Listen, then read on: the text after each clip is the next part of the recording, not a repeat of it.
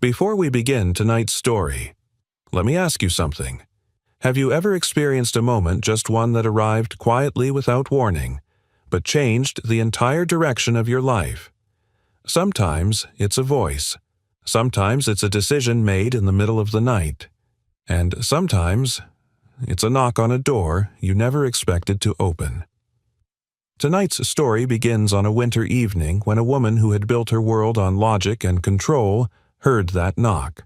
And on the other side was someone small, cold, and desperate, someone who would unravel everything she thought she knew and lead her into a storm she never planned to enter. Settle in. Take a deep breath. Because what happens next isn't loud or dramatic at first, but it will stay with you long after the snow stops falling.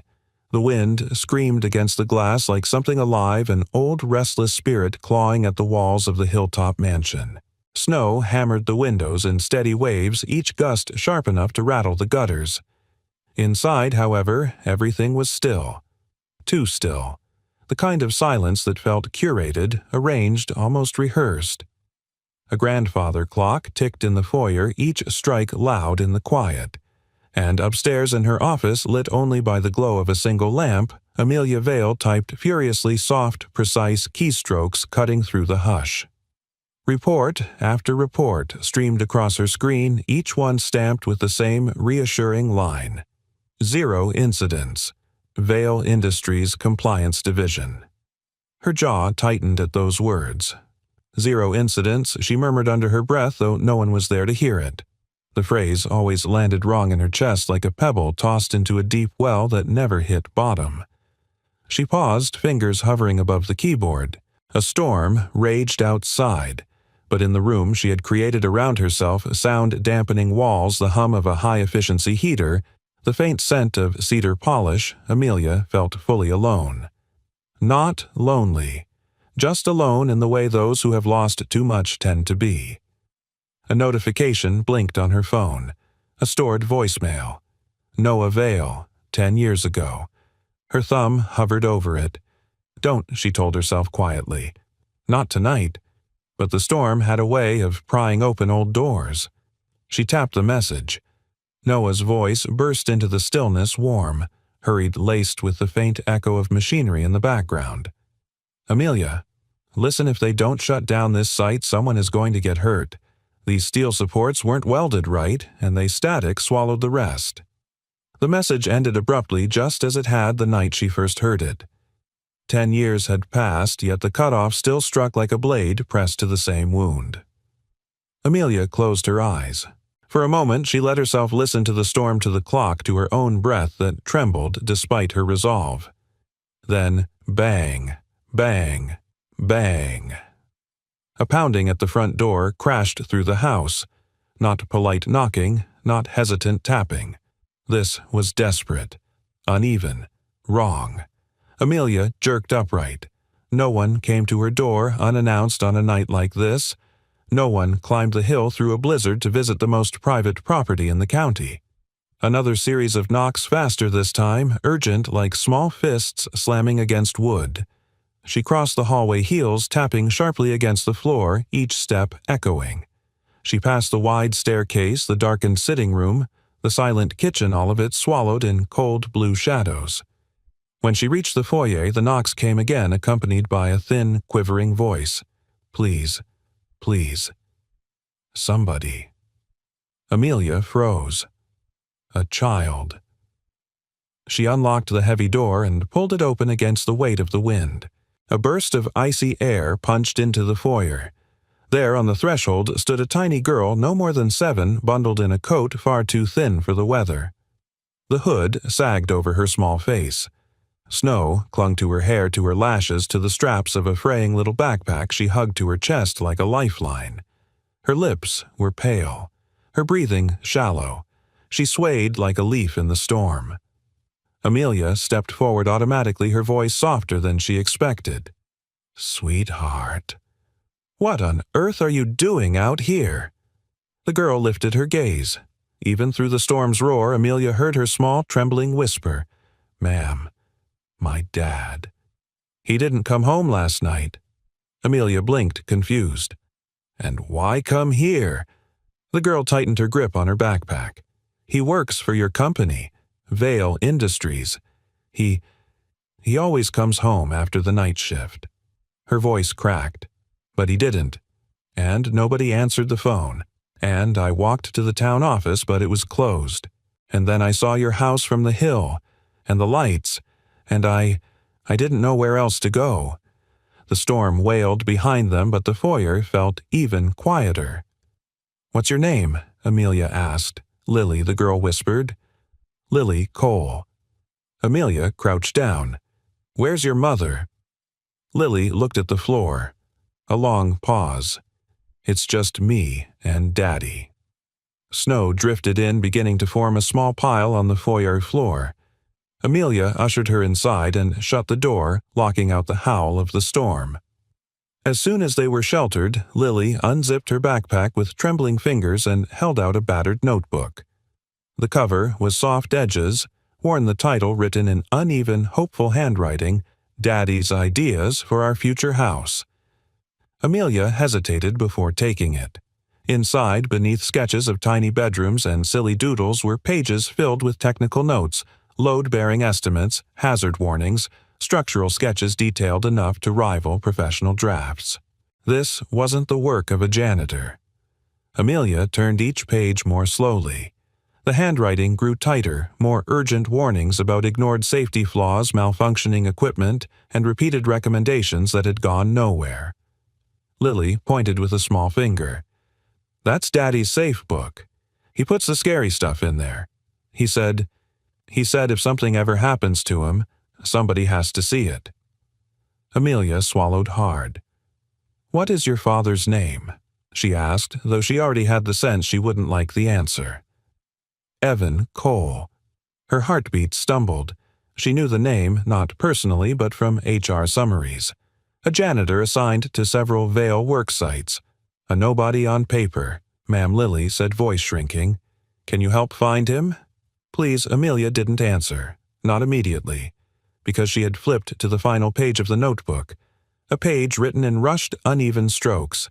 And on it, if they still ignore this, I'll go another way. I won't let anyone die like Noah. Her breath caught. Noah, her brother's name. In a stranger's notebook. A stranger now missing. Lily shivered beside her. The storm howled louder as if reacting to the truth breaking open inside that quiet foyer. And Amelia Vale, untouchable CEO, master of numbers woman, carved from logic and steel, felt something in her chest shift sharply. A warning, a calling, a reckoning. Amelia stared at the notebook at Noah's name scrawled in Evan's cramped handwriting and whispered to herself, why would a janitor know anything about my brother? The storm hadn't eased. If anything, it roared harder, as if the night itself sensed Amelia Vale was about to make a choice that didn't belong to a woman like her, someone who lived by structure, by numbers, by the illusion that everything in the world could be managed from behind a desk. She stood in the foyer holding Evan Cole's notebook, its pages trembling lightly in her grip from the draft sneaking under the door. Lily sat on the edge of the bench, her small hands wrapped around a mug of warm water Amelia had hurriedly given her. The girl's breaths came out in soft little shivers. Before Amelia could process anything further, her head of security, Dane, stormed in from the hallway. Ma'am, we saw the door open on the cameras. Are you all right? Who is... He stopped when he saw Lily, soaked pale, barely holding herself upright. Lily straightened instinctively as though bracing for scolding. Amelia noticed it. The way a child learned to fold into herself to avoid becoming a problem. She came here alone, Amelia said quietly. In this storm. Dane exhaled, stunned. Ma'am, we should call CPS, or the sheriff's department. They can handle this. You shouldn't. Daddy's still out there, Lily whispered. And he's hurt. I know he is. Her voice wasn't loud, but it was enough to stop both adults cold. Amelia knelt again, meeting the girl's eyes. Tell me everything you know. Every detail. Start from last night. Lily nodded, pushing damp strands of hair behind her ears. Daddy worked the night shift. He said he'd be home before the storm got bad. But he didn't come. I waited and waited. His phone didn't ring at all. She swallowed. I went to the old factory office near town. Nobody was there.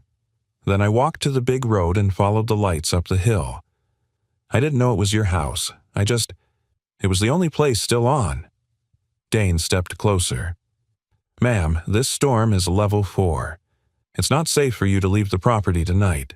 Let the authorities search in the morning. When Lily's small voice broke through again, cutting him off. If I didn't go looking for him last time, he could have died alone.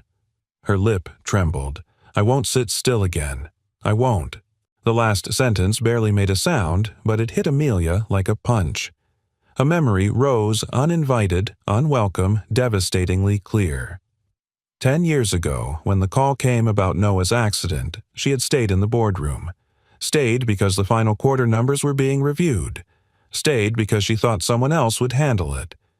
She had convinced herself that her presence didn't matter. Later, she learned how long he lay there waiting for help that didn't come soon enough. Now, in her foyer, another child stood before her, shivering alone, asking for someone to care enough to act. Ma'am Dane pressed, lowering his voice. You cannot drive in this weather. A CEO going out in a blizzard with a child. It's reckless. Let law enforcement. I know what the manual says, Amelia replied, tone clipped but steady. Her mind was spinning, but her voice was calm, too calm the way people sound, right before making a decision no one can talk them out of. She grabbed her phone and called Vale Industries' night operations line. A groggy HR coordinator answered. I need the list of all active overnight work sites. Now. There was fumbling on the other side. Ms. Vale, I think we have that. Let me check the dashboard. Minutes passed with nothing but typing static uncertainty. Ma'am, several sites have crews tonight. There are subcontractors too. Records aren't synced yet, but likely he's home. Janitors typically finish before he's not home, Amelia snapped. Find me the active sites he logged hours on this month. The HR voice hesitated. I'm sorry, Ms. Vale, but we need more time. Time. The same word they had used when Noah complained about safety issues. We'll look in the morning. We're sure it's nothing. You're overreacting, Miss Vale. Her pulse thudded in her ears. Dane leaned in, trying again. Ma'am, please. Don't let emotion. Emotion. She turned toward him, eyes harder than the ice outside. There is a missing employee on one of my sites. A child walked through a blizzard to reach me, and you want to talk about protocol. He stiffened. We just want to protect you. She exhaled, but the sound came out tight. I don't need protecting. I need answers. Her phone buzzed another call. The board's chairwoman. She hesitated, then answered. Amelia. The older woman barked, her tone dripping with annoyance. We're getting reports of a possible labor issue at one of the Vale sites. Is this something we need to prepare PR for? Investors don't need a holiday season scandal. Someone may be injured, Amelia said flatly, and missing. Well, we cannot have a spectacle. Handle it through the legal team. And do not get directly involved. Amelia closed her eyes, her hand curling around the notebook in her arm. Noah's voicemail echoed in her skull. Lily's trembling voice layered over it. The board kept talking pressure liability statements, but Amelia suddenly realized she wasn't listening. Couldn't. She ended the call without responding. For a long moment, she stared at the door. The storm battered it like a warning or a dare. Then she looked at Lily. The girl's eyes were wide, frightened, exhausted. No one should have to beg for their father's life to matter. Dane, Amelia said quietly, warm up the SUV. His expression flickered between shock and alarm. Ma'am, you can't be serious. But she was already reaching for her coat. She lifted her chin, her voice steady as iron. Lily, get your backpack. The child blinked, eyes filling with a fragile dawning hope. Amelia opened a drawer by the door and grabbed her car keys. The metallic jingle cut through the air like a declaration. Tonight, she said, we're not waiting behind a desk. She swung her coat around her shoulders, and the moment the zipper clicked, the house seemed to exhale like even its walls knew something irreversible had begun. She opened the door. Wind roared in wild and cold. "Let's go find your father." The SUV door slammed shut behind them, the engine growling to life as the tires crunched over the fresh snow, Amelia Vale driving straight into the storm she once feared to face. The SUV clawed its way down the mountain road, tires grinding against ice as the snowstorm smothered everything in its path. Inside the heated cabin, the storm's roar softened, but it never fully disappeared. It pressed against the windows like a warning neither of them could ignore. Amelia gripped the steering wheel, feeling each vibration as the chains fought for traction. Beside her, Lily sat bundled in 3 blankets Dane had shoved into the back seat at the last second. Every few minutes the girl let out a tiny cough light, but sharp enough to make Amelia's chest tighten. "You holding up back there?" Amelia asked without taking her eyes off the road. Lily nodded, though her breaths came quick and thin. "I'm okay. I just want to find Daddy." Amelia swallowed. She wished she could offer certainty. She wished she could promise the night would end with a reunion instead of another tragedy she'd carry forever. But she refused to lie, not to this child. "We're going to do everything we can," she said softly. "I'm not stopping until we find him." The storm howled again like the night was calling her a fool. They reached the First Vale property, a corporate office building with polished stone steps barely visible beneath thick snow. The guard at the door blinked in shock when the CEO herself stepped out of the SUV. "Ms. Vale." "What are you?" "We're looking for a night shift janitor, Evan Cole. Check your logs." The guard tapped at his tablet. "He's not assigned here tonight. There are janitors from the subcontractor list, but Cole no ma'am. Not this location." Lily tugged the sleeve of Amelia's coat. "This isn't it. Daddy said the ground where he works smells dusty, and when he gets home his shoes are always dirty, like cement dust." "Cement," Amelia repeated under her breath. It was a clue she should have put together earlier. The guard shrugged apologetically. "You might want to call the main facility. They'd know where." But Amelia was already moving, guiding Lily back toward the SUV. Back inside the car, she opened the Vale site dashboard on her tablet. It listed dozens of regional properties, each with multiple subcontractors and scattered work crews. She scrolled past offices, warehouses, R&D hubs, and then Holden expansion site, active crew limited maintenance subcontractor crew. B note, minor equipment failure last week. Harlan handled. "Harlan," Amelia muttered. "He's running that site tonight." "Is that where Daddy is?" Lily asked. "It's our strongest lead." The girl hugged her blankets tighter, nodding as though bracing herself for whatever came next. The road to Holden was worse. The SUV's chains scraped loudly, the wind pushed hard enough to tilt the vehicle, and pine branches snapped against the windows. Several times Amelia had to lean forward in her seat, squinting to distinguish the road from the snow-covered ditch. Finally, through the haze of white dim lights appeared tall construction lamps flickering through the storm like tired sentinels. "This looks wrong," Amelia whispered as she parked near the entrance. Half the lights were out. A section of fencing had collapsed inward. The gate was open but unmanned. Amelia lifted Lily out of the SUV, carrying her until her feet found the ground.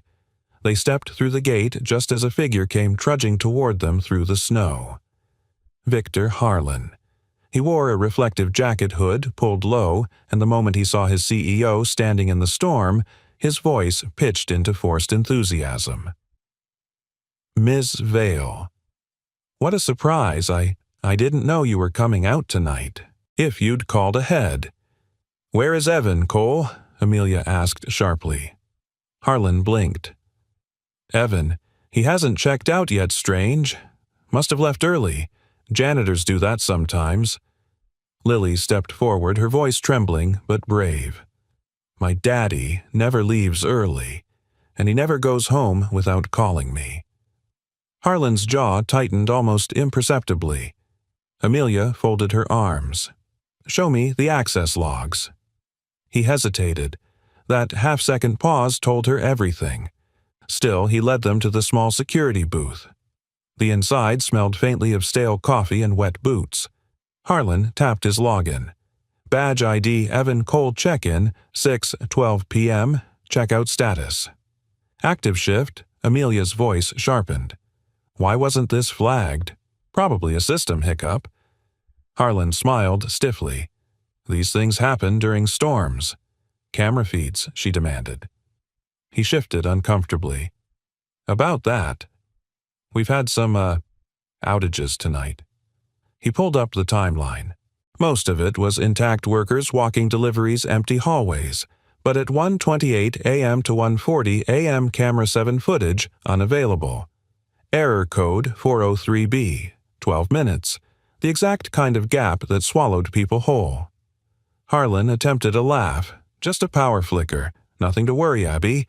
It's the same camera you had issues with last week Amelia cut in. Was that handled or patched over? He didn't answer. She stepped closer, her voice dropping into something cold and razor-thin. Victor, if you're lying to me, or if something happened tonight and you covered it instead of reporting it, you're gambling with the life of a man and the trust of a child. Lily's small voice broke the silence. Daddy wouldn't clock out if he was hurt. He'd try to get help, but if something trapped him, her words hit harder than any corporate threat. Amelia turned to Harlan, her expression leaving no room for interpretation. Take us to the area your camera's lost power. He stalled. Ms. Vale, it's not safe. The storm. The site's a mess. And frankly, move, she ordered. Something in her voice must have cut past his excuses because he obeyed. He led them past stacks of materials through puddles of frozen slush under lamps that flickered weakly. The wind seeped through gaps in the half-finished structure carrying the metallic creak of stressed steel beams. Lily gripped Amelia's hand. It sounds like the building is breathing. It's the wind and equipment, Amelia said, though she wasn't sure. They reached a half-concealed corridor leading deeper into the site, a place half-lit, half-swallowed by shadows. This area was supposed to be closed off, Harlan muttered. We've been meaning to open it, Amelia said. As the door creaked, the cold air inside hit them like a slap. Something about that darkness felt wrong. Lopsided, unsettled. Footprints scattered the dust. Some big, some small. One pair matched the size of Lily's boot next to Amelia. Another set, larger, familiar to a father, dragged slightly. They had found a trail. Amelia tightened her grip on Lily's hand as she stared down the shadowed passageway where the footprints disappeared. Harlan, she said, her voice steel. If you're hiding anything that happened in those 12 minutes, you're standing between me and a little girl's only parent. And with the storm roaring behind them, they stepped into the dark. The moment Amelia stepped into the dim, half-finished corridor, the temperature seemed to plunge. The cold hit her lungs, sharp, metallic, like breathing in the inside of a freezer. The air smelled faintly of wet cement and rust. Somewhere above them, a loose sheet of metal trembled with each gust, making a hollow, uneasy shiver that echoed down the walls. Lily clung to Amelia's coat, her small breaths shaky and shallow. Harlan walked a few feet ahead, his flashlight beam jittering against concrete. His steps sounded wrong, too careful, too rehearsed. The emptiness of the passage pressed on all of them. "Watch your step," Harlan muttered, though he didn't slow down. "This area, wasn't approved for walkthrough yet. We're still stabilizing the lower levels." "Then why wasn't it sealed?" Amelia shot back.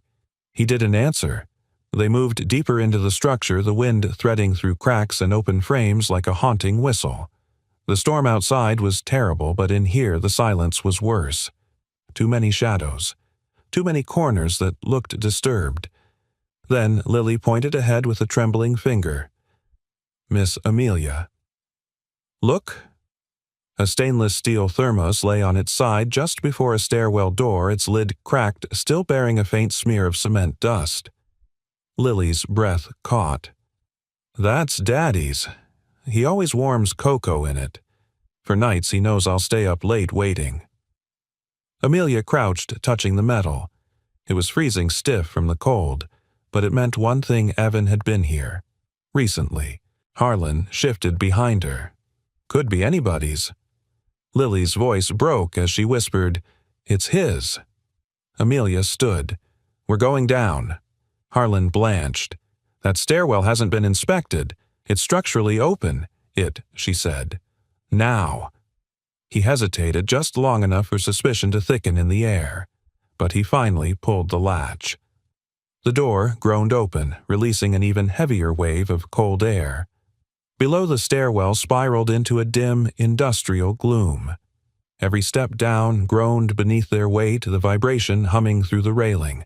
A distant drip, drip, drip echoed like a slow heartbeat. Halfway down, Amelia stopped.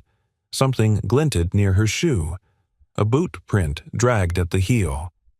Lily's voice faltered. "Daddy must have slipped. Or been pulled."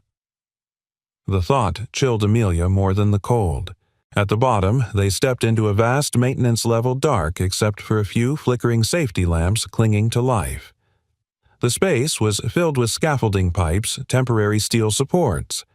Everything moaned and creaked under the weight of the storm, battering the frame of the unfinished building. The floor sloped slightly downward, water pooling in shallow depressions. Every step made a soft splash. Harlan cleared his throat. Let's check the other exit. I'm sure he left through another stop lying," Amelia said quietly.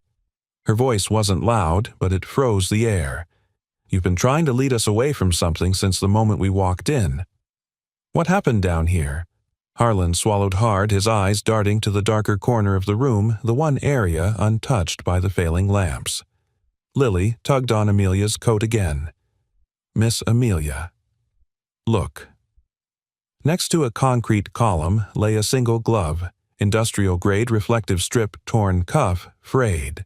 A smear of dried blood marked the fabric. It was a man's glove. A worker's. Amelia's stomach dropped. Her heart beat so hard she could hear it. She knelt, turning the glove over. More blood, a streak along the ground, and beside it, a faint trail where something had been dragged. "Daddy?" Lily's voice broke to a whisper. Daddy was here. Before Amelia could respond, the ground beneath them gave a faint, unsettling tremor. Then another. Metal creaked violently above them. Harlan panicked. "We need to go back up this level. Shouldn't be open." Lily suddenly gasped and pointed toward the far corner. "Miss Amelia, someone's there." Amelia whipped her head toward the shadowed area. A beam had collapsed its weight, crushing a section of temporary flooring. The whole structure sagged unevenly, and beneath the broken scaffold, a body. Pinned, unmoving. A flashlight lay beside him, its beam dim, but enough to reveal a familiar jacket sleeve covered in dust and blood. Amelia felt her breath hitch. "Evan!" Lily let out a cry so raw it pierced the cold. "Daddy!" She dashed forward, but Amelia grabbed her just in time, pulling her back from a section of floor that bent under even Amelia's weight. "Lily, stay with me," she whispered. Amelia shouted toward the stairwell, "Harlan, call the rescue team." Now, he scrambled for his radio, hands shaking.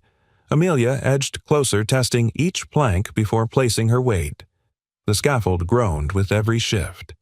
Evan's chest rose barely. He was breathing, faintly, but alive. "Evan," she said, her voice breaking despite herself. "Evan, can you hear me?" A low, strained moan escaped him.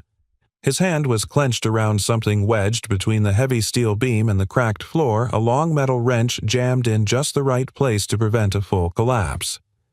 He had held up the structure to keep it from crushing him completely. He had saved himself for as long as he could. And he was still trying. "Daddy?" Lily sobbed. "Please, wake up."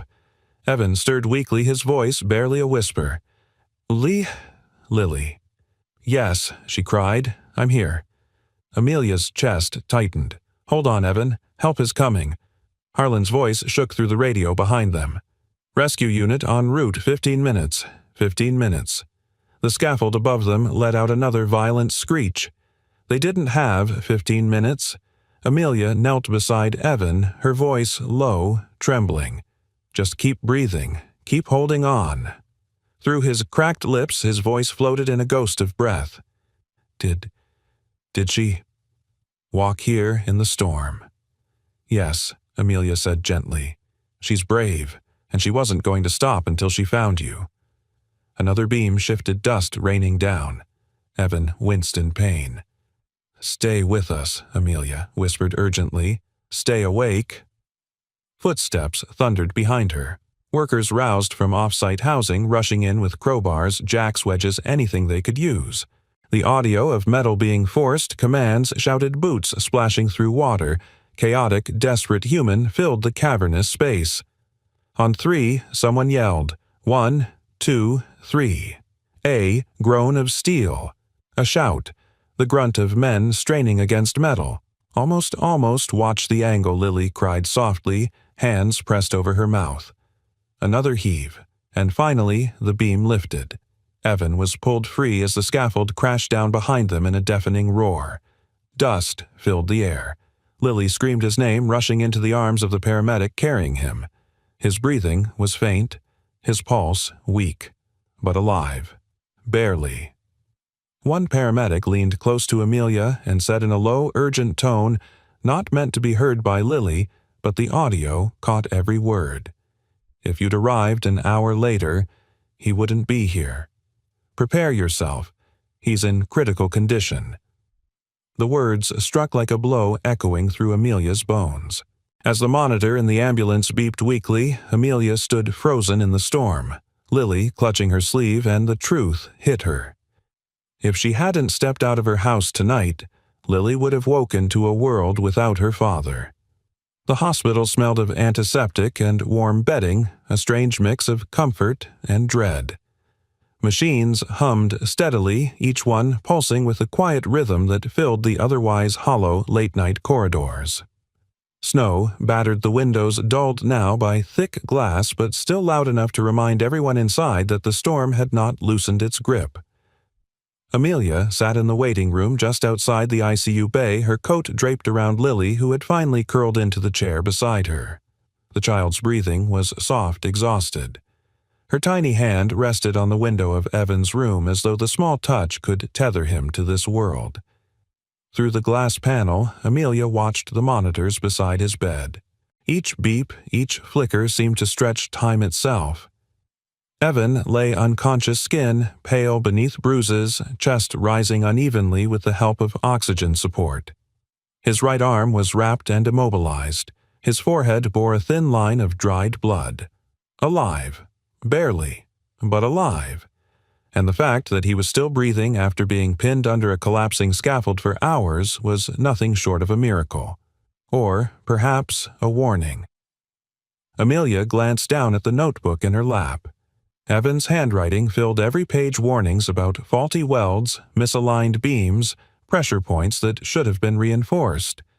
All ignored, all pushed aside by employees who were supposed to report directly to her. I should have seen this, she whispered to herself. I should have stopped this. Guilt pressed against her chest like a weight she couldn't shake. She opened her phone and tapped the old voicemail again. Noah's voice filled the quiet Amelia. If they don't shut down this site, someone is going to get hurt. These steel supports weren't welded right and they static. Silence. A familiar, haunting void. Her throat tightened. She felt the sting behind her eyes. 10 years had passed. Yet not one day had gone by in which she didn't remember the moment her assistant came into the boardroom, face-pale voice trembling, saying, "There's been an accident. It's your brother." An accident. Just like Evan's situation was supposed to be. But Noah had tried to warn her, and Evan had done the same except he had no power, no family, no platform. He was just a janitor in the system. A system she ran. A system she had allowed to rot. As she stared at Evan through the glass, her grip tightened around the notebook. On the last page, the words he wrote to himself still echoed in her head. I won't let anyone die like Noah. He knew Noah's name. He knew something no one outside her inner circle should have known. Why? Before she could sink deeper into the question, her phone buzzed. A video call flashed across the screen, Vail Industries Board of Directors. She hesitated, then answered. The faces of 6 executives filled the screen, tight-lipped, tired, already irritated. Amelia, the chairwoman, said, "We've received reports of an incident at a Vail site tonight. Your absence from your residence has raised concerns. Please tell us you're not personally involved in the situation." Amelia's voice stayed even. An employee was critically injured on one of our sites. We delayed reporting equipment issues and our oversight failures may have contributed. I'm here at the hospital with him. The CFO cut in immediately. Is he threatening litigation? We need to protect ourselves legally. Our counsel suggests drafting a settlement package immediately non-disclosure included. Another board member chimed in. We can't afford another Noah situation. We all remember the fallout. The words were casual. Too casual. Like Noah's death had been nothing but a PR hurdle. Amelia's heart cracked cleanly in her chest. She spoke slowly, her voice low but sharp. Are any of you hearing what you're saying? Amelia, the chairwoman, interjected. We understand this is emotional for you, but this is business. No, she said. This is people's lives. People who trust us. People who die because we bury the truth. The CFO sighed. We have a responsibility to the shareholders. And I have a responsibility to human beings, Amelia countered, which we seem to have forgotten. Someone muttered, We knew she'd bring emotion into this. That was it. Amelia ended the call with one tap. Silence reclaimed the room. Lily stirred beside her, rubbing her eyes. Miss Amelia. Amelia softened her tone instantly. I'm here, sweetheart. Lily leaned her head against Amelia's arm. Is Daddy going to be okay? Amelia didn't lie. He's fighting, and he's strong. He's still here because he didn't give up. Tears filled Lily's eyes. Daddy always says, we don't quit. We're coal strong. Amelia felt a sting in her throat. She whispered, Your father is one of the bravest men I've ever met. And she meant it. Minutes later, a familiar voice came from the hallway, the hospital legal liaison accompanied by one of Vail's attorneys. They approached with thick folders. Ms. Vail, the attorney said, Clearing his throat, the board has instructed us to present Mr. Cole with a preliminary settlement agreement when he awakens. Standard compensation and a non-disclosure clause. It would protect the company and close this quietly. Lily stiffened.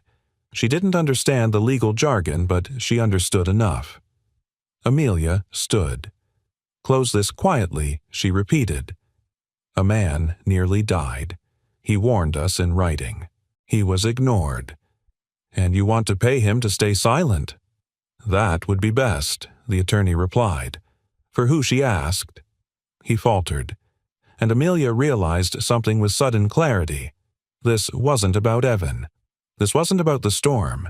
This was about the system that had swallowed Noah and would swallow as many more as necessary to protect itself. Not this time. Amelia held her breath long enough to steady her voice. Tell the board, she said, I'm done buying silence with blood. The attorney blinked. Ma'am, I'm rejecting the settlement. Her voice didn't waver. We're not burying this. Not again. Lily's small hand squeezed hers. Through the glass, Evan's monitor beeped steadily, weak but steady. Something in Amelia Vail shifted then. A vow. A decision. A line she knew she wouldn't cross again. As the attorney backed away in shock, Amelia whispered the truth aloud. Words meant for Lily, for Evan, for the ghost of Noah who lingered in every steel beam Vail Industries had ever raised. No more secrets. No more silent graves. Not on my watch. The steady beeping of Evan's heart monitor filled the ICU room like a fragile lifeline. Morning light had not yet touched the sky. The storm still grumbled outside, tapering off, but not gone. Amelia stood by the door when she heard it, an unfamiliar sound, soft but unmistakable. A groan. Then a breath, rough and painful. Then a whisper. Ow. Lily Amelia dropped the notebook onto the chair and stepped toward the bed just as Lily jolted awake beside her. Daddy. Lily's small voice cracked open with relief. She scrambled forward, nearly tripping over her own feet as she grabbed the bed rail. Daddy? Daddy? You're awake. Evan's eyelids fluttered. His face was pale, lips dry, but his eyes, once they found Lily, softened with a love that was almost painful to witness. Hey, Bug, he murmured. You found me. Lily nodded fiercely, tears spilling over. I didn't stop. I didn't stay home. I walked through the storm. I went to Miss Amelia's house, and Evan's gaze shifted to Amelia. It changed instantly, warmth for Lily, steel for her. You're the CEO, he rasped. Amelia inclined her head, calm but not cold. Yes, Amelia Vale. His eyes sharpened despite the haze of medication. Where's the other man? The supervisor, Harlan. He's suspended pending investigation. Evan scoffed weakly. Suspended. Right. Lily climbed onto the edge of the bed, careful not to disturb the IV lines. She held Evan's hand between both of hers as though anchoring him to the world. Daddy, they said. They said you almost. He squeezed her hand gently. I'm here. That's enough. A knock interrupted them. Vale's attorney appeared, holding the thick stack of papers Amelia had rejected earlier. His expression was polished, professional, utterly tone-deaf to the moment unfolding in the room. Mr. Cole, he began, I'm here to discuss your settlement package. Vale Industries is prepared to offer you a generous compensation package for the unfortunate incident last night. Medical coverage, a stipend, and... Before he could finish, Evan snatched the packet out of his hand. His movements were weak, but his voice was not. No. The attorney blinked. Sir, I think you should read the details. No, Evan repeated, tearing the first pages down the center with trembling hands. The sound of ripping paper echoed through the small room like a declaration. Lily gasped. Amelia held her breath. Evan's voice rose hoarse but unwavering. I'm not taking your hush money. The attorney stiffened. Mr. Cole, this isn't. I've lost enough by speaking the truth once. Evan said every word weighted with pain and history, and I'm sure as hell not teaching my daughter that silence is the price of survival. Lily looked up at him, eyes wide, not scared, but proud. The attorney sputtered. This agreement is standard protocol. It's garbage protocol, Evan snapped. If you cared about safety, I wouldn't be lying here. Amelia stepped forward. That's enough. You can leave now. But Ms. Vale, I said leave. The attorney hesitated, then left the room with a stiff bow of the head. Silence settled again. Not empty this time, charged. Evan stared at the torn pages in his lap. You're not here to threaten me into signing. No, Amelia replied softly. I'm here because you were ignored, and because the consequences of ignoring you nearly cost a child her father. His jaw tightened. I sent warnings. I sent diagrams. I sent photos, all shoved aside. Amelia nodded. I know. I've read every message and every page in your notebook. Something flickered in his expression. Pain, anger, a hint of exhaustion carved deeper than his injuries. You think saying, I'm sorry, is going to fix anything? No, Amelia said. I don't. He waited. The monitor beeped softly. I'm not here to defend the company, she continued. I'm not here to explain it away. I'm here because the system failed you. It failed Noah. Evan's brows drew together sharply. Noah. Your brother Amelia nodded. You wrote his name in your notebook. Evan exhaled shakily. He was the reason I paid attention. After I lost my engineering license, after the last time I spoke up, I started reading everything I could about workers who died because someone ignored safety reports. Noah's story was one of them. His voice cracked. What they did to him should never have happened. Amelia swallowed hard. Noah's voice echoed in her head. These supports aren't safe. Her throat tightened. Lily squeezed her dad's hand. Daddy told me. People like him don't get listened to, but he listens anyway. Evan brushed her hair gently with his uninjured hand. Because it's the right thing, even when no one wants to hear it. Amelia's voice dipped lower. I want to hear it, all of it, and I want to fix it. But I can't do it alone. I need someone who understands the ground-level problems. Evan's laugh was humorless. You want a janitor's advice, I want the advice of the man who risked his life for strangers. The man who mapped out risks no one else even looked at. The man who was right. Evan looked away, blinking hard. Lily said softly, Daddy.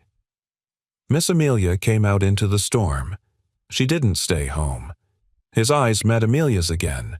For the first time, something softened. Not trust, not yet, but possibility. You're serious, he murmured. You want me to help you fix your company. Help me fix what people like Harlan broke, she corrected. Long seconds passed. Finally, Evan exhaled, breath shaking with more than pain. I don't trust CEOs. I don't blame you, she replied. He looked at Lily. She nodded, encouraging him with her entire tiny body. He turned back to Amelia. I don't trust the system. But... He paused, choosing every word carefully. My daughter says you walked into a storm for us. That's more than anyone else ever has. Lily squeezed his arm. Daddy, let's give her a chance. Evan let out a slow, tired sigh. All right. His voice was rough but sincere. One chance. You get one chance to prove you mean it. A heartbeat of silence. Then the monitor beeped a little steadier, as though echoing a shift that none of them fully understood yet. As the nurse stepped in to check Evan's vitals, Amelia glanced down at Lily, who whispered, We can fix things now, right? Amelia answered with quiet conviction.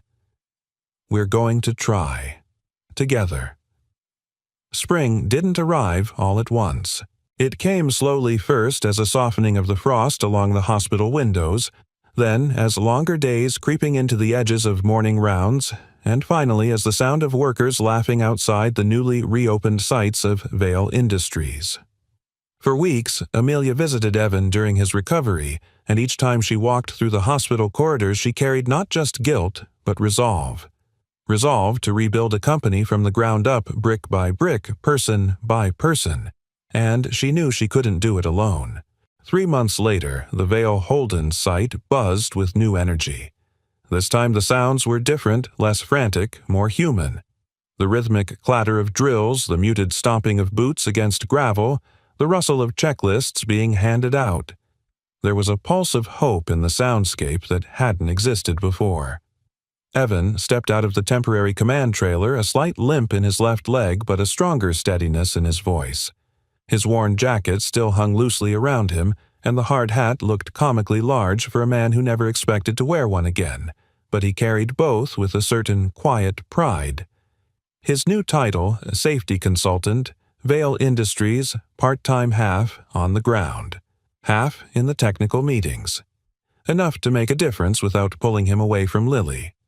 Lily, of course, had become the unofficial mascot of the whole improvement initiative.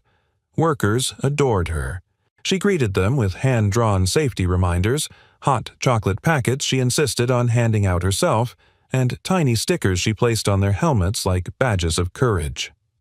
Amelia watched her now from the catwalk as she ran up to a group of workers holding a bag of good luck candy she had insisted on bringing.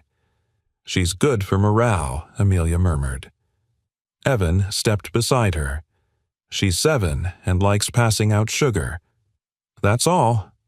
Amelia shot him a sideways glance. You know they listen better when she talks than when I do. Evan smirked. Can't deny that. A small breeze carried the smell of fresh lumber and diesel. Workers shouted instructions in the distance, and a supervisor called out checklist items. For the first time in a long while, Amelia wasn't hearing danger in every echo she was hearing rebuilding. But trouble like rust never stayed buried.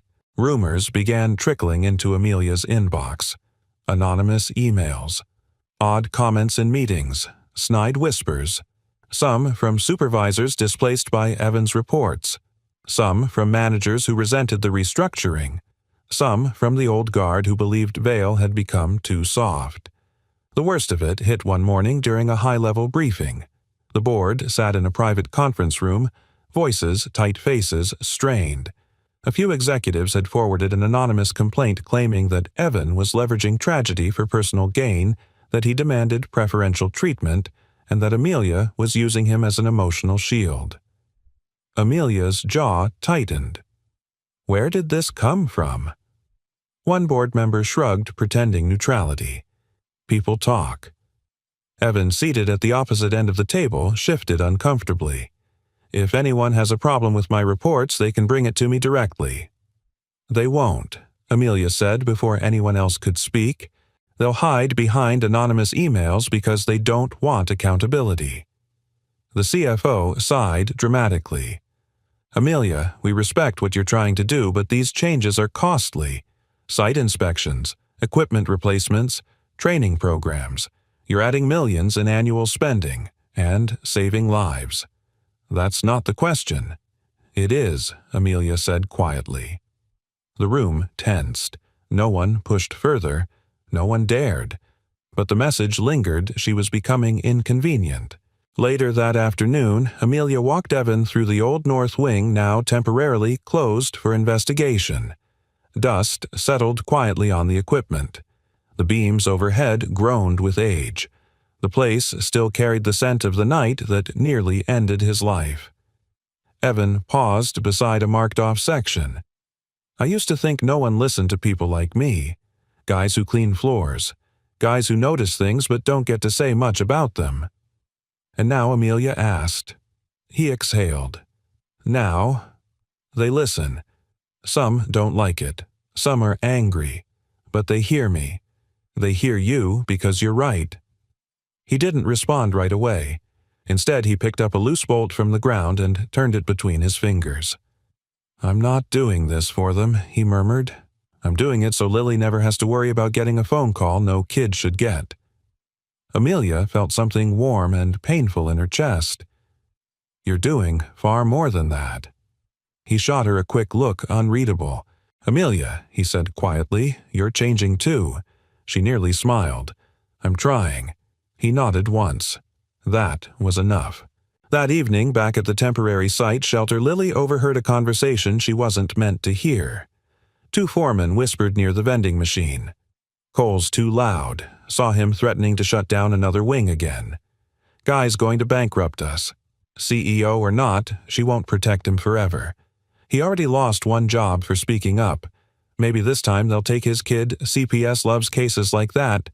A soda can drop from the machine with a loud thud. The foreman jumped when they realized Lily was standing there, eyes wide, face pale.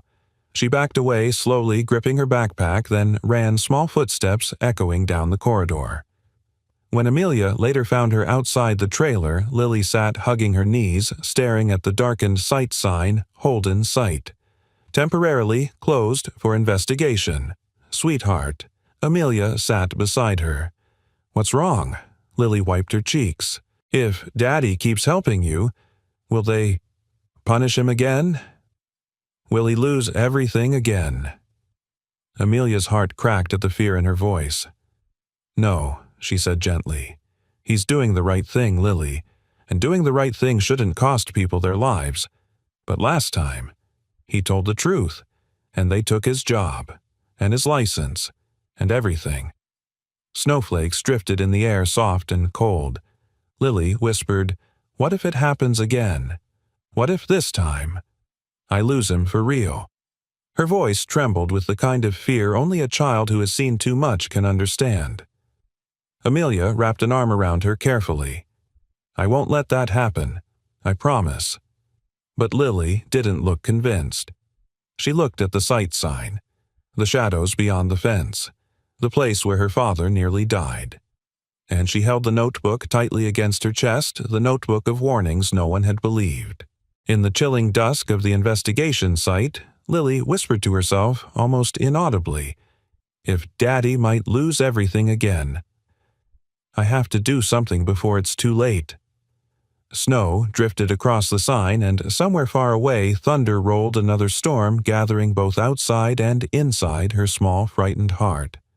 Snow fell in slow, heavy sheets outside Vale Industries headquarters, thick enough to blur the city lights, soft enough to muffle the world into a fragile white silence. Inside, though, the building buzzed with a very different kind of storm. In the executive boardroom, raised voices collided like clashing metal. "We cannot permanently close the Holden wing," one board member snapped. "That facility is a sunk cost if you do this," another hissed. And a PR nightmare, the CFO added. "We need less drama, Amelia. Not more." Amelia sat at the head of the long table, calm on the outside, lightning beneath the surface. Evan sat beside her, arms crossed, posture straight but cautious, like he was prepared to be struck at any moment. They'd been battling for over an hour, and no one was listening. Again. Lily sat in the company childcare room on the same floor, trying to color a picture of her father's new safe buildings. But through the half-closed door, adult voices leaked out, sharp, uneven, full of warnings she didn't understand at first. "Cole is costing us money. Once the investigation sees his past disciplinary record, he's done. He's poking into the wrong files. If he keeps pushing HR, we'll have no choice. We all know how this ends. He's trouble. Trouble. Punished. Lose everything again." The words tangled in Lily's small chest like a knot she couldn't untie. She dropped her crayon. If she had learned anything from her 7 years of life, it was this: grown-ups rarely said ugly things out loud unless something terrible was about to happen. Her father had been punished once for telling the truth. She had watched him lose his job, lose his license, lose pieces of himself that he never got back. What if this time he lost everything again? Her breath tightened, her pulse racing. Images flashed through her mind: her father lying under the broken scaffold, her father coughing in the hospital room, her father looking tired in ways no little girl should ever witness. If Daddy keeps helping you, will they punish him again? She had asked Amelia that question.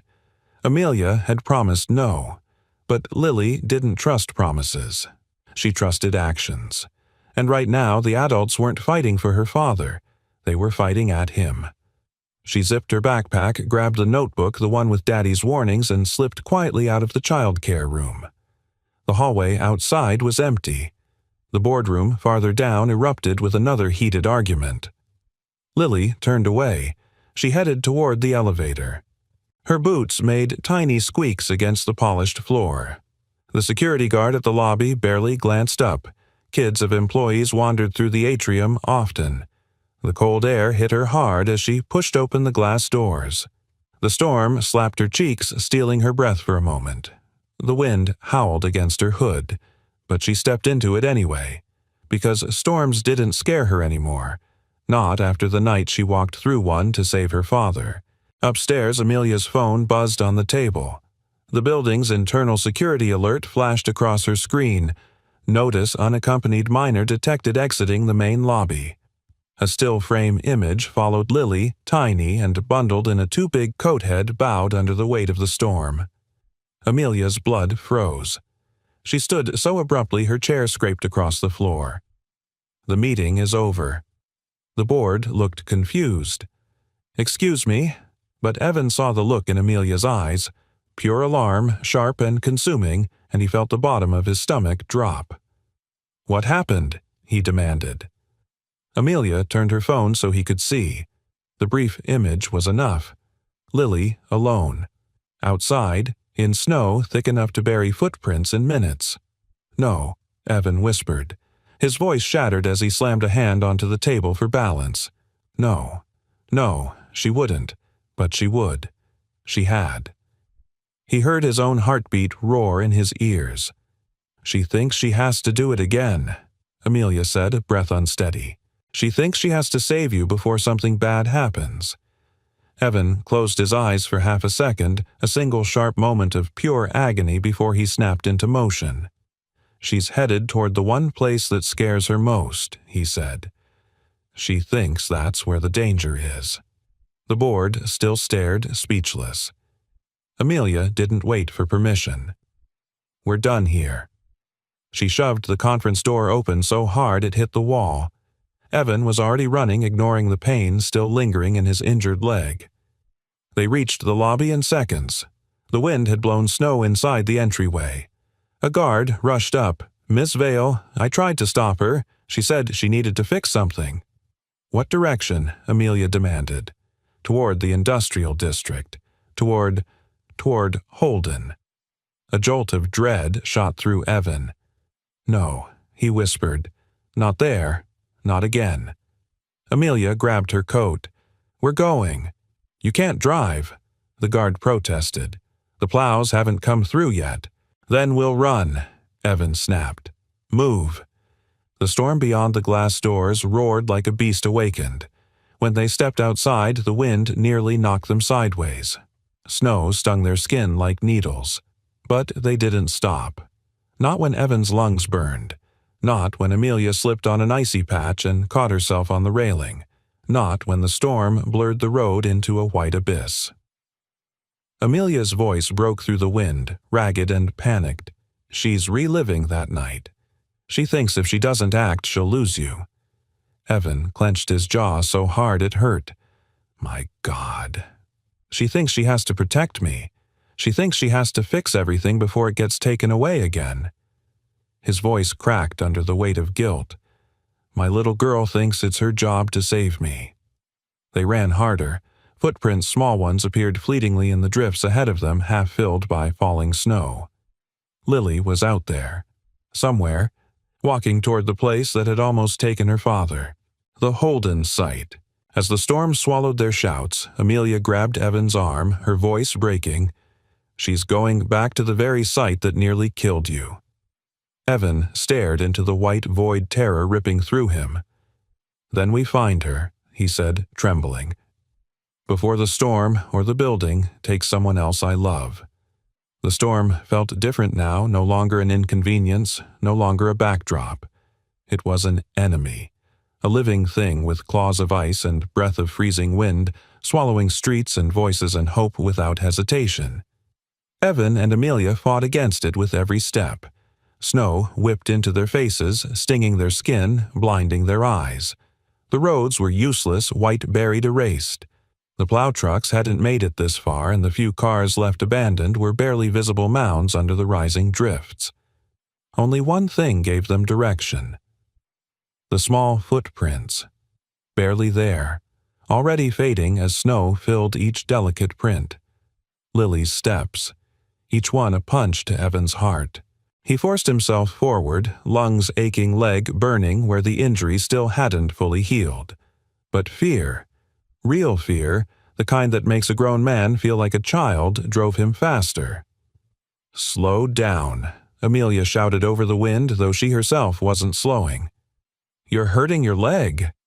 "She's out here alone," he shouted back, pushing forward. Amelia caught his arm briefly, forcing him to look at her. "We won't find her if you collapse." His breath fogged thick and fast. He nodded barely, and they pressed on together. The storm was relentless. Wind howled through the empty streets, rattling metal signs, knocking loose a trash bin that rolled somewhere behind them with a hollow clatter. Sirens wailed faintly from far-off neighborhoods. Somewhere, a fire truck skidded on ice. Amelia cupped her hands around her mouth. "Lily." Her voice was snatched, instantly devoured by the wind. Evan tried, too. "Lily, baby, answer me." Nothing, only the thundering storm. They turned onto the industrial road leading toward Holden site. The drifts were deeper here, the snow heavier, the silence heavier still. Amelia spotted at first a tiny reflection caught in the beam of a half-fallen streetlight. She ran to it, knelt, brushed snow aside. A mitten, pink, wool, damp but intact. Evan recognized it instantly. "She dropped it," he whispered. She's close. She has to be.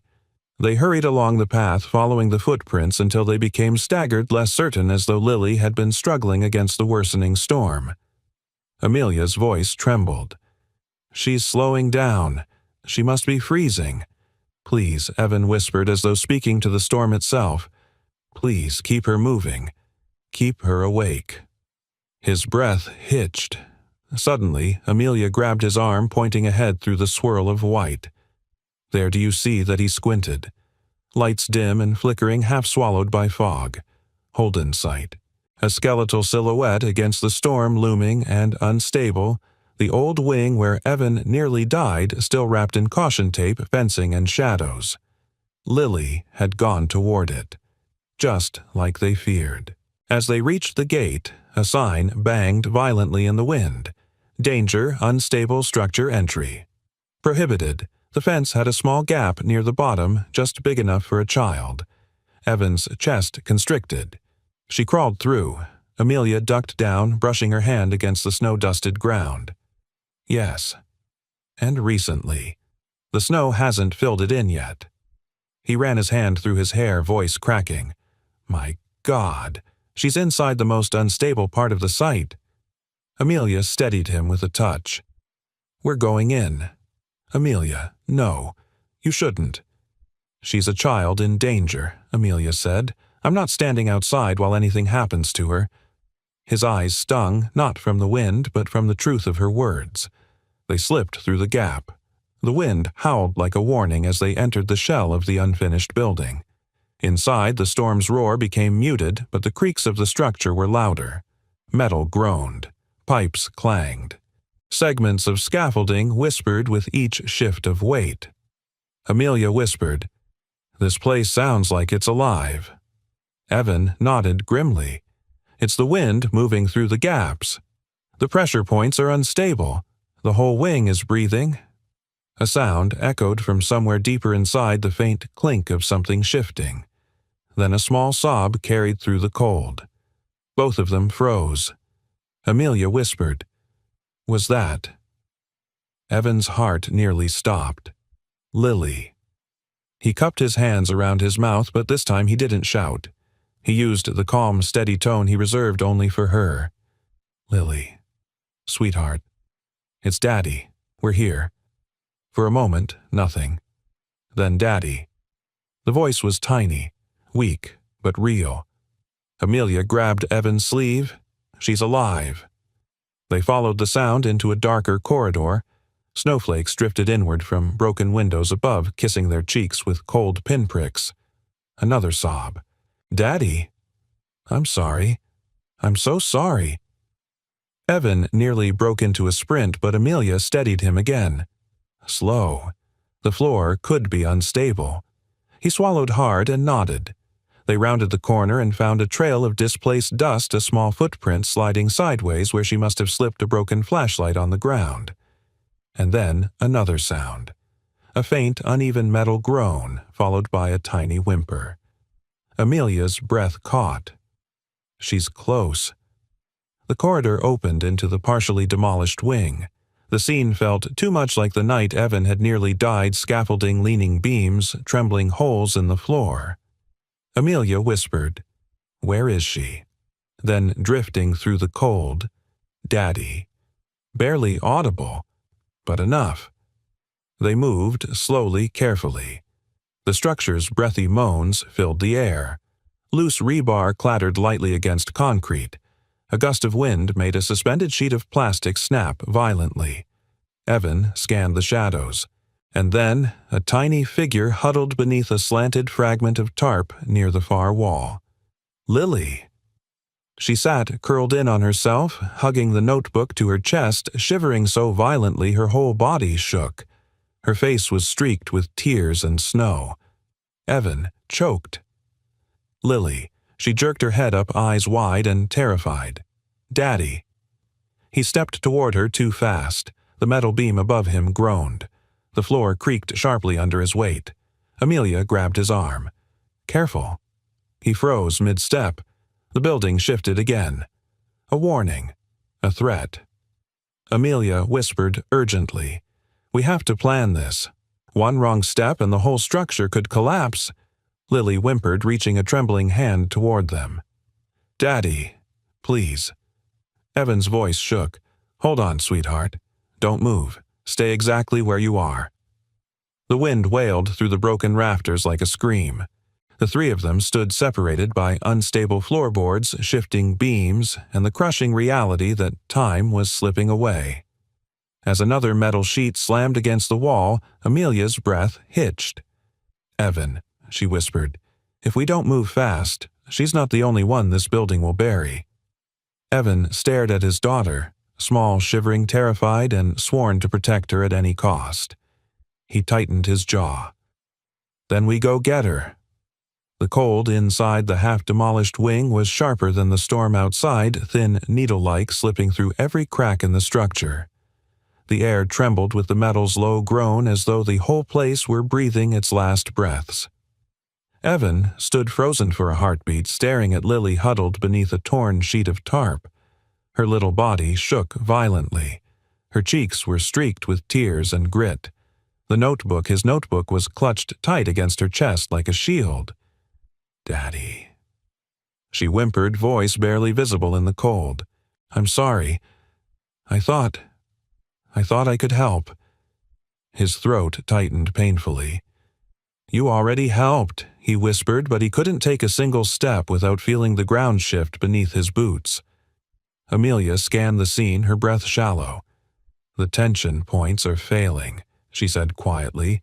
"Every sound in here is a warning, or a countdown." Metal clinked above them, slow, rhythmic, like the tapping of a clock. Evan swallowed. "I know this layout, but it's worse than before." Amelia looked up.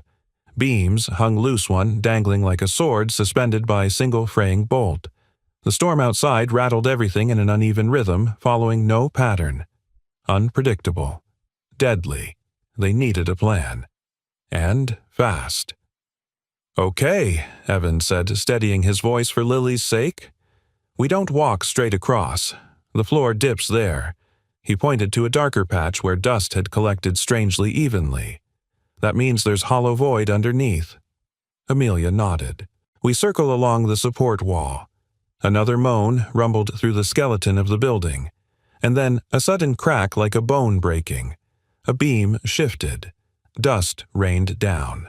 Daddy Lily cried out. Evan forced himself to stay calm. "Look at me, Bug. I'm right here. You're doing amazing. Don't move a muscle, okay? I'll fall," she whispered, voice small with terror. Amelia moved first, slow, deliberate steps. She tested each plank with her weight, listening for any sign of strain. "Follow my lead," she said, keeping her tone low and controlled. When she reached a midpoint, she looked back. "There's a safer angle from this side. Evan, direct me." He scanned the scaffolding. His engineering memory, buried under years of janitorial night shifts, awakened with a cold, precise clarity. "The load is pushing that way," he said, pointing with his chin. "You need to shift your weight to the left column, not the slab. If you press on the slab, it'll give. Got it." She adjusted her stance. Another moan moved through the floor, but this time Amelia's footing held. A faint, fragile hope flickered. She reached Lily. The girl let out a sob of relief as Amelia knelt and wrapped her arms around her. "You're safe," Amelia whispered. "I've got you." But the building disagreed. A beam above them jolted violently. A bolt sheared off with a metallic scream.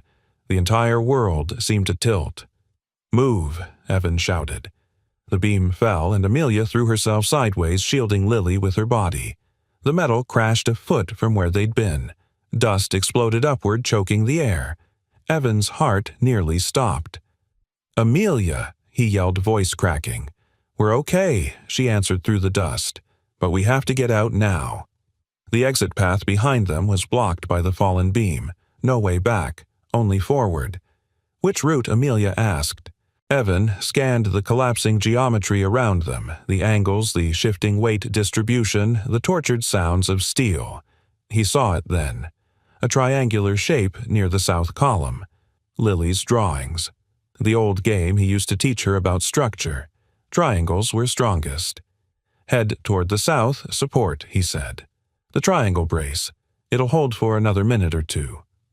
Another minute or two, Amelia echoed. That's all we need. He hoped. He prayed. Amelia guided Lily, carefully keeping her close as they crept along the angled path. Then the floor trembled again. Lily slipped foot, skidding toward a jagged gap. Evan lunged instinctively, ignoring the pain in his leg. Lily, he grabbed her arm just in time, pulling her to him.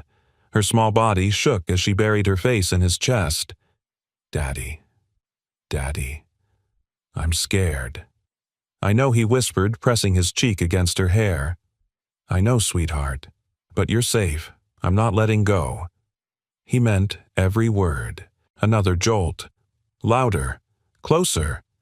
Evan turned to Amelia. We move now. Together.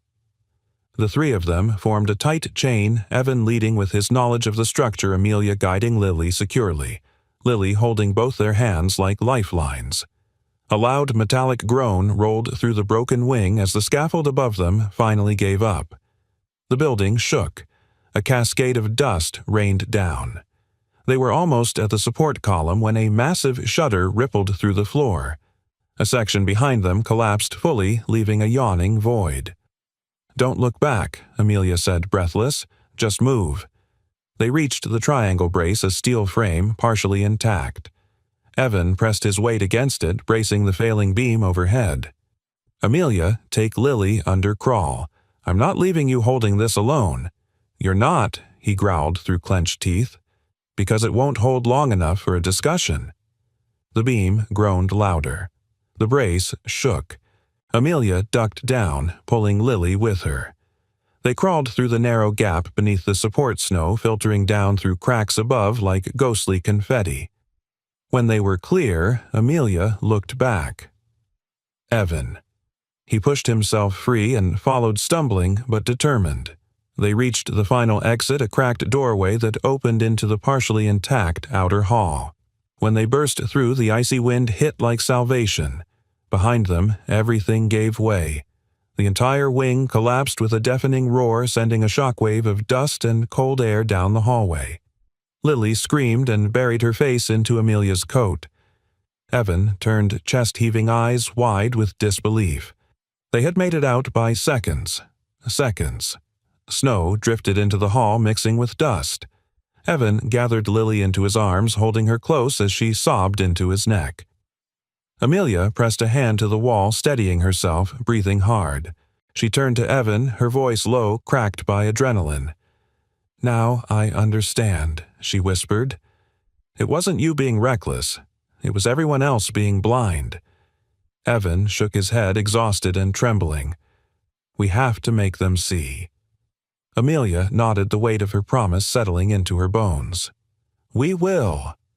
Sirens wailed in the distance as emergency crews approached, but Amelia wasn't listening to them, only to Lily's soft crying and the pounding truth in her own heart. This storm didn't just try to take lives. It exposed everything that needed to change. Spring arrived quietly that year, less like a celebration and more like a deep exhale after months of holding breath. The snow on the Vale Hill melted in gentle waves, leaving behind patches of green grass and the soft scent of thawed earth. Birds returned in scattered clusters. Workers across Vale Industries moved with a new kind of energy, one that hummed with gratitude instead of fear. And tonight, for the first time in the company's history, the annual gala had been replaced with something entirely different. Workers' and Families' Night. No crystal chandeliers, no icy champagne flutes, no high-level speeches about profits and projections. Instead, the main auditorium glowed with warm string lights, folding tables decorated with hand-drawn cards from workers' children, and the comforting aroma of food carts rolling in from local businesses. It felt human. It felt right. Amelia stood at the side of the stage, listening to the soft murmur of conversations. Laughter mingled with the clink of coffee mugs. Children ran between rows of seats. The giant screen behind her flickered through images of renovated work sites, safety gear upgrades, emergency stations, break rooms refurbished with actual care. Then the lights dimmed and the audience quieted. A spotlight found the center of the stage. Amelia stepped forward. "Good evening," she began, her voice carrying warmth instead of distance. "Tonight isn't a celebration of a company. It's a celebration of people. Our people. The ones who build the foundations, the ones who hold everything up, the ones who matter long after the numbers do not." She clicked the remote. The screen behind her lit with a photograph. 3 figures standing in a snowstorm, one tall, one medium, one tiny, hands linked leaning into the wind. The drawing was made with uneven but determined strokes, the kind only a child could create. This, Amelia said softly, was drawn by someone very special. "Lily Cole," the audience murmured. All eyes shifted to the little girl sitting in the front row, her feet swinging above the floor, cheeks flushing shyly. "And this," Amelia continued, "is the caption Lily wrote at the bottom of her picture." The screen zoomed in. "The day my dad came home again." A hush fell over the room. Behind that hush lived an ache, a shared ache of those who had lost loved ones to accidents, of those who lived with fear every time someone they cared about clocked in at a dangerous site. Amelia took a breath. For years, our reports said 0 incidents. But the truth was, we weren't looking closely enough. People were being silenced. People were being hurt. And some never came home. Noah's name was never spoken, but the tremor in her voice carried his memory clearly. But this year she continued steadier. Now everything changed. And it changed because someone refused to be quiet. She looked toward the right aisle. "Evan Cole," she called gently. "Would you join me on stage?" A rustle of anticipation moved through the auditorium. Evan rose from his seat, dressed in a modest charcoal suit that Lily had insisted he wear. His limp was noticeable but far less severe now. His expression was humble, almost embarrassed, but filled with quiet strength. He stepped onto the stage. The entire room stood. Not as a performance, not because they were told to, because they meant it. Amelia turned to him, her voice warm. "Evan, you didn't just save your daughter that night. You saved all of us. You forced us to face what we'd been ignoring. You gave us a second chance at being the kind of people and the kind of company we should have been all along." He swallowed hard, glancing down. She reached into her pocket and pulled out a small pin, silver shaped like a snowflake, merging with a tiny gear. "This," she said gently, "is for those who walk into storms to bring others out." She placed the pin on his lapel. Applause thundered through the room, softened only when Lily ran onto the stage and wrapped both arms around her father's waist. He bent down and kissed the top of her head. When the applause quieted, Amelia thanked the audience and ended her speech. But the real story unfolded after the lights dimmed, when the auditorium emptied into laughter and music and the warm chaos of families at long tables. Evan, Lily, and Amelia slipped outside onto the stone steps, the cold air mild, the last traces of winter lingering in the breeze. A few strains of guitar music drifted from inside. Laughter spilled through the doors.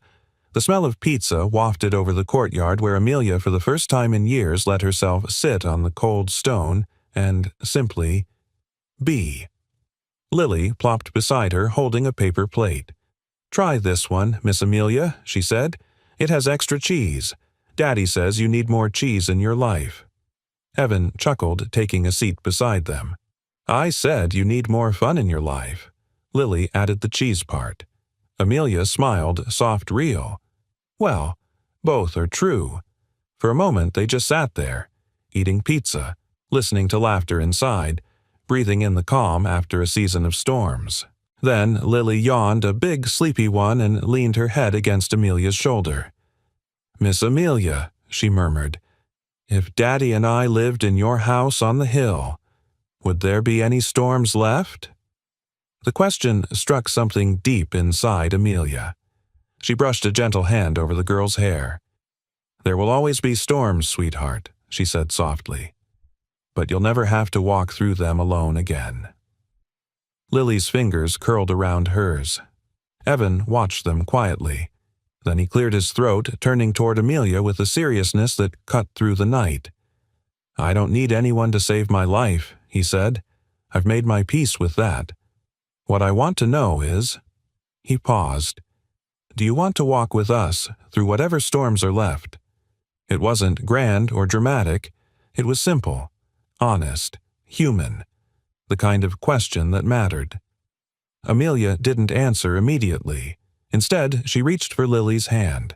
Lily reached for Evan's, and Amelia finally reached for his.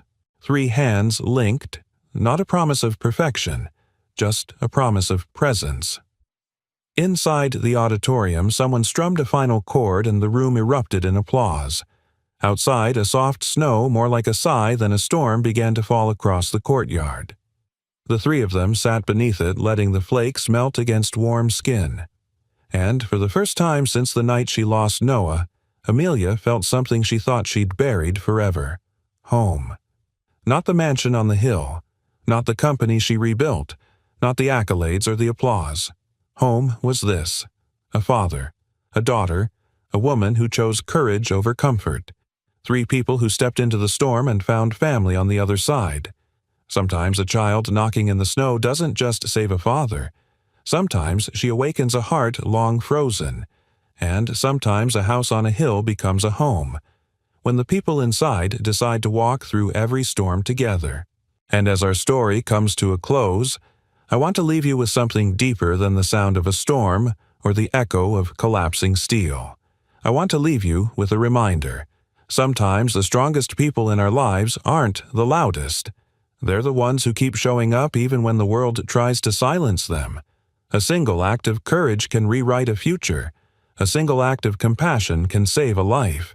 And a single knock on a door on a stormy night can awaken the humanity we thought we'd lost.